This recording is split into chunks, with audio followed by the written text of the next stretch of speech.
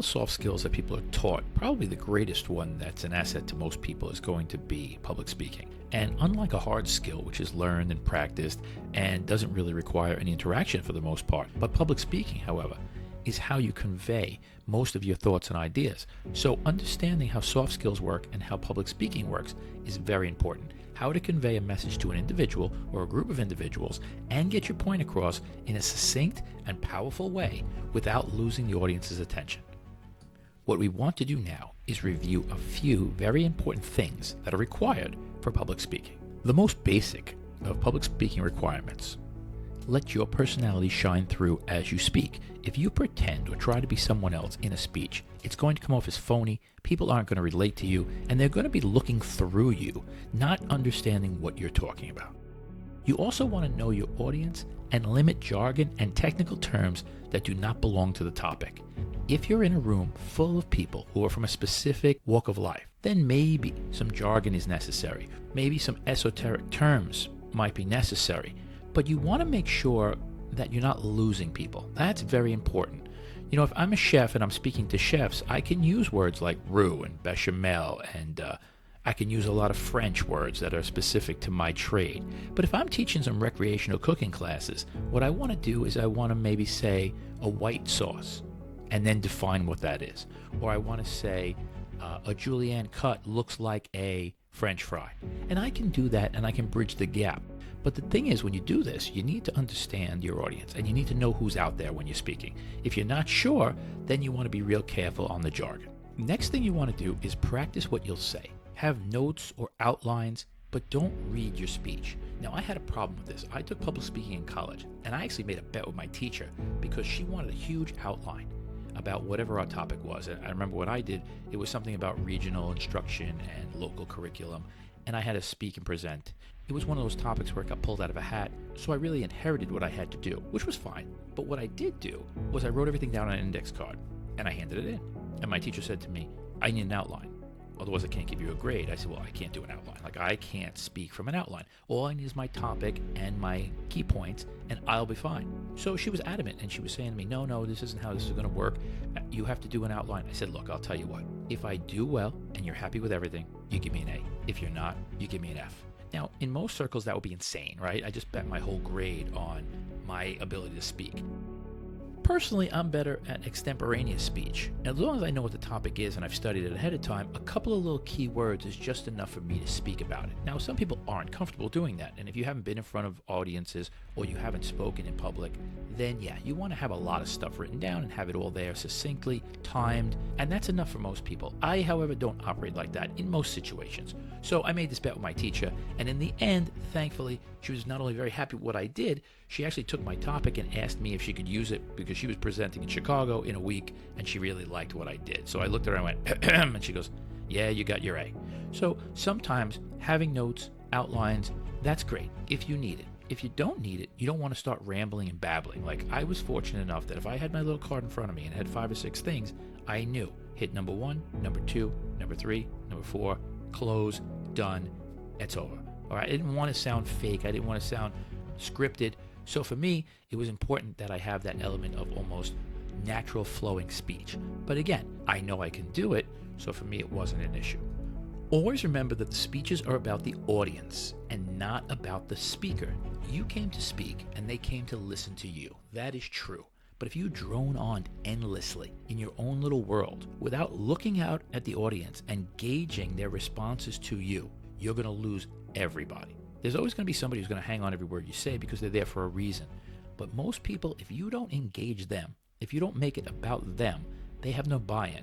And if there's no buy-in, you're going to lose them. And then the speech is not going to go over the way you want, and it's not going to be received. The information that you want to put out there is not going to be received well. Remember, humor is important in any speech, but it can't be forced. You know, what you want to do is you want to look at any good comic, look at their timing, look at their delivery, even steal something that they're using maybe and adapt it to something that you're going to do, and then throw it in there. Now, it's always good maybe to start out with something, maybe somewhere in the middle if you start losing the audience, maybe at the close. Don't make it too funny. You're not a stand-up comedian. You're there to pitch whatever information you have to pitch to the people. You want them engaged, but at the same time, you don't want to take focus away from what you're speaking about. So it's very important to balance that. And you can practice that with groups of people, or like I said, you can watch other people who masterfully do this and then say, okay, I'm going to gauge my speech in this direction. I might interject some humor here. Hopefully it works. Keep 2 or 3 jokes on the back burner in case the first one flops. And then if you have to put them in, you put them in. If you don't, you don't. If you don't need it, fine. But you'll be able to gauge that based upon how you deliver a speech.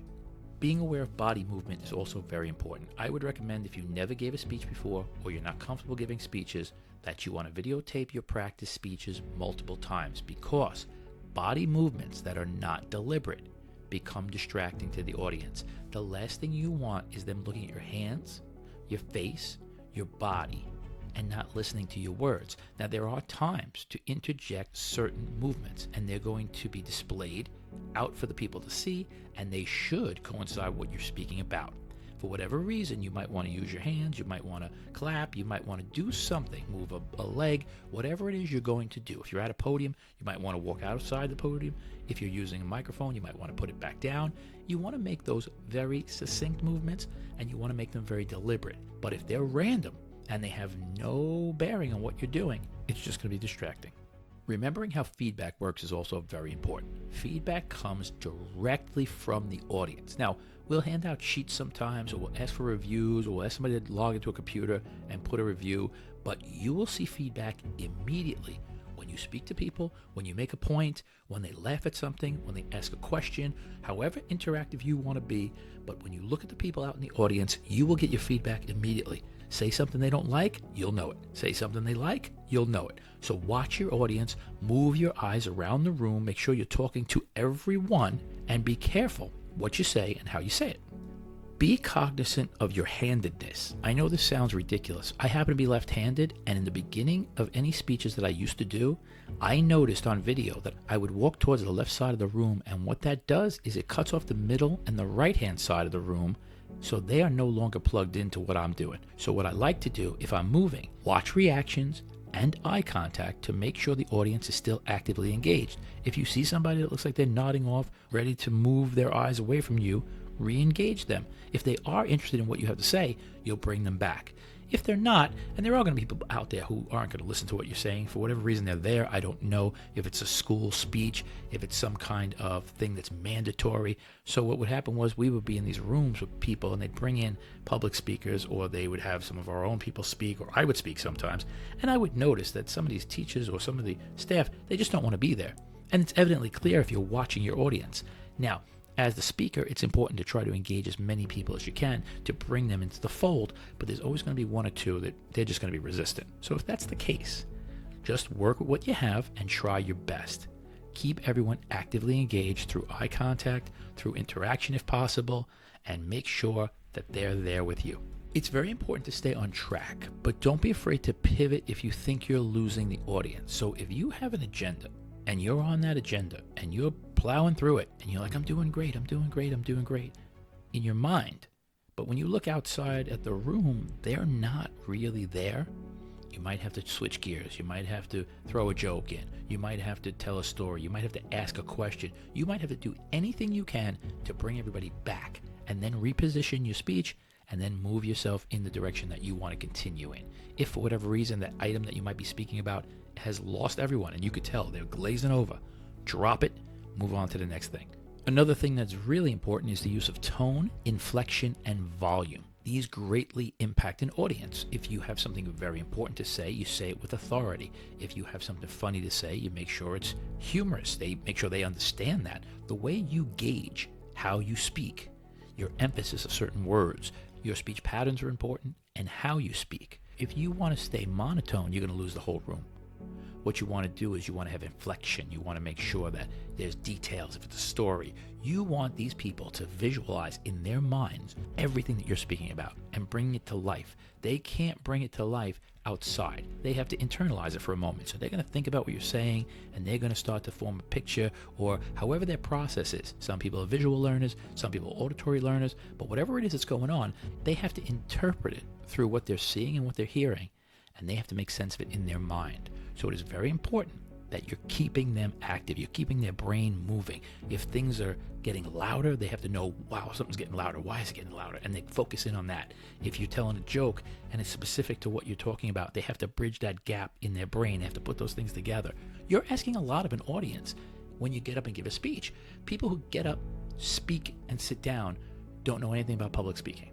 So it's important that you focus on those things, because without those things, you're not going to be a very good public speaker. Group size alters interaction. What do I mean by that? I took a college seminar course one time, 200 people in a room.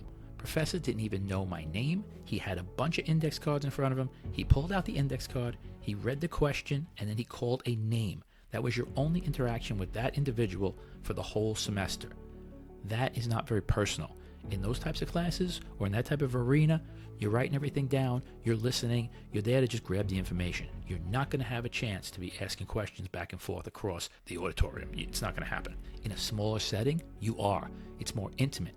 I used to teach culinary classes for 10 or 15 people. I used to work in a small amphitheater, 30 people. It was easy for me to cook and talk and point and answer questions, and it was much more interactive. And even though it was big, 30 people, still a lot of people, it's not 100 or 200 or 1,000 or 10,000. So sometimes if you're giving a speech or you're speaking to people, you're going to change gears because the people are moving the speech in a certain direction. Somebody asks me a question about something while I'm doing it, I stop, I explain it, I get right back on track, I move forward. And I can do that. But if it's a huge audience, I'm going to be the focus as far as the speech. They're going to be the focus as far as receiving the information. They're not going to be able to play off each other. There's not going to be a lot of interaction, if any. And sometimes in those environments, there's plants.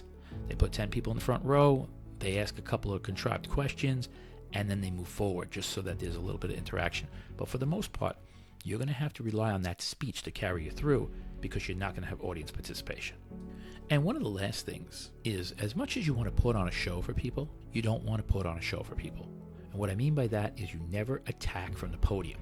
I got this information from a very good friend of mine who was a public speaker, and she always said, you never attack from the stage, which means if somebody's going to attack you from the audience, you're going to have to speak to them later on maybe. If they try to derail your train, whatever it is, they try to ruin the speech, they don't like what you're talking about, they disagree with you, there are ways to put them at bay.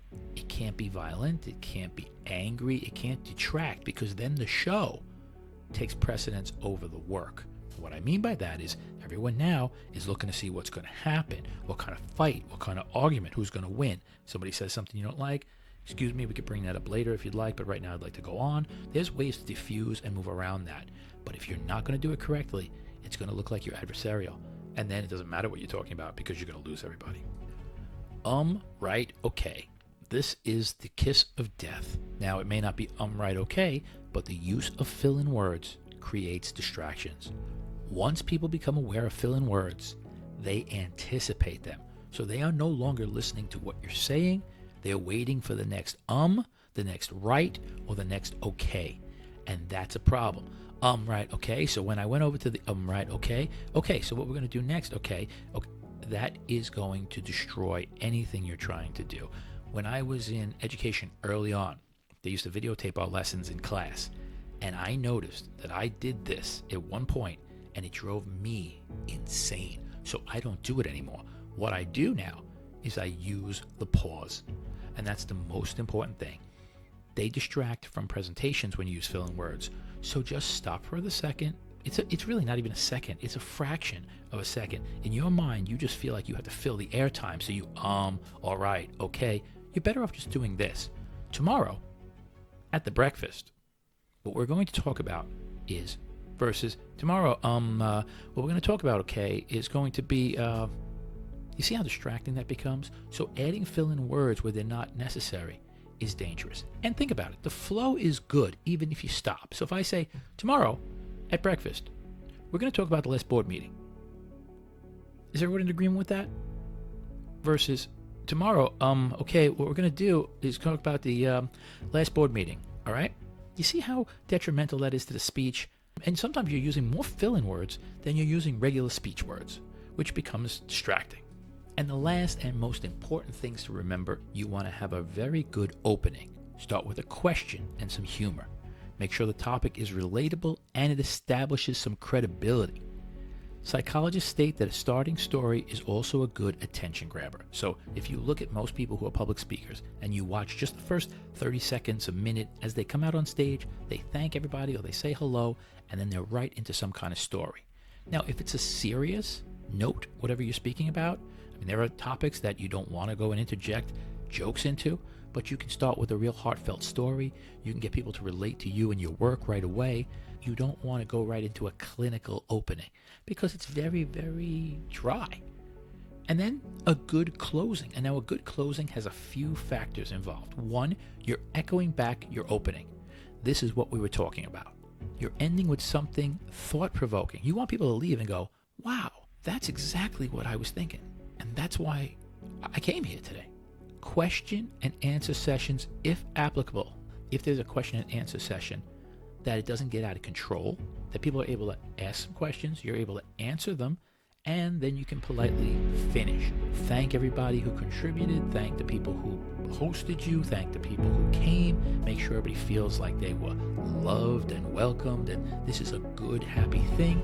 Maybe give them some information on where you're going to be next, or what you're going to be speaking about next, or where they can find that information. And once you do that and you put it all together, you got a really, really good speech, good opening, good closing, good bones in the middle.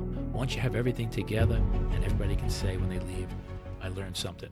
This was exciting. I was very happy. Now you're at the end. You should be received well. You should have felt confident about what you did. You should have given all the information that was necessary. And in 16 and a half minutes, you got the abridged version of how to give the perfect speech. If you have any questions, don't hesitate to drop me an email, and I'll get back to you as soon as I can. Thanks.